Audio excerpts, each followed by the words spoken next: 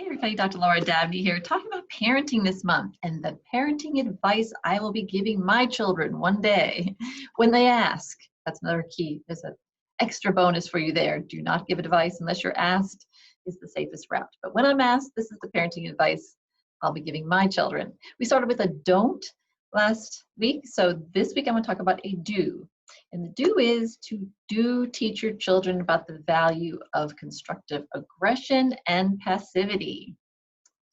And a lot of adults don't know this, and I get these adults in session, and they are so convinced that that passivity is wrong or right, or constructive aggression is wrong or right, and then we're stuck, right? They only have one way of dealing with problems, and that's not good.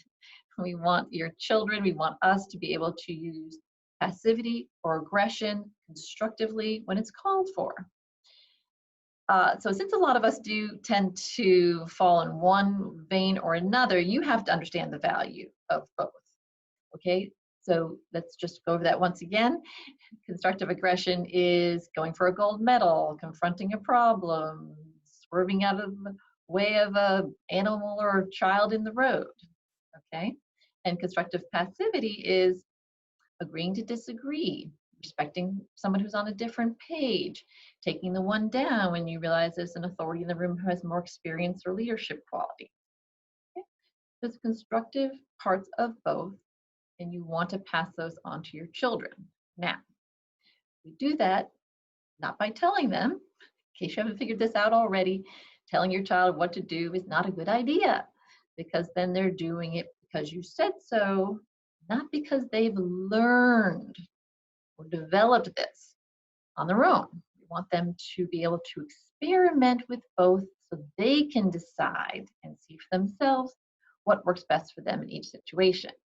Do that by asking questions, okay? The key parenting component as the child gets older is to ask a lot of questions. This is late middle school and all of high school, young adulthood. So if they say, I'm not playing in my sport, I'm going to go confront my coach. If you tend towards passivity, most of us tend towards one way or another. If you tend towards passivity, you might go, oh no, don't do that. You're just going to cause problems. You're just going to blah, blah, blah. But that's just code for telling them what to do, what not to do, which is the same. Okay, so you don't want that tendency to take over their decision. You want to start asking questions. Oh, well, how will you do that? How will you confront your coach? And if they go, well, I'm going to talk to him about why am I not being played? And I really want to be played. And, what do I need to do to get played? That's all good. Okay, that's all great. You go, oh, okay, well, let me know how that turns out. All right. If they say, well, I'm going to go up there and tell them, you better play me or else, you might want to say, well, how do you think that's going to go over? How do you like it when people approach you that way? Again, you don't want to say, don't do that. You want to keep asking questions to see if they can come up with their own. Now, they may have to go and confront the coach, or they may do it without even asking you. And then, again, you want to see what the fallout is. Who knows? Maybe it'll go okay and great. Or maybe it won't, and they'll come home and go, oh my God, I'm never going to play now. I really stuck my foot in it and this time. Can't believe how mad he got at me, and how mad I got at him. We had this terrible argument.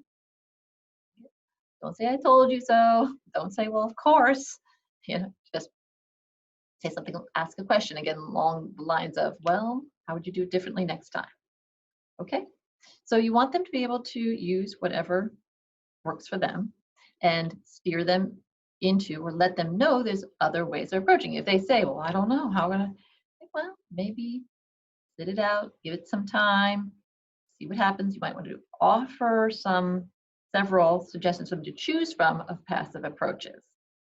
They get adept at using both. Of course, any destructive aggression or destructive passivity. Destructive aggression is yelling, losing your temper, demanding, screaming at somebody.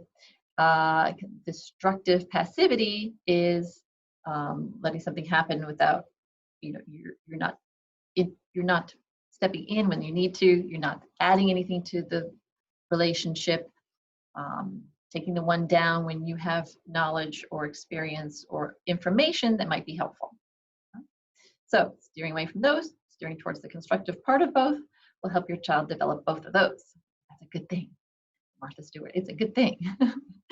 Okay, if you need any help with that, as always, I am here to go over that with you. If you need any further help, 757-340-8800.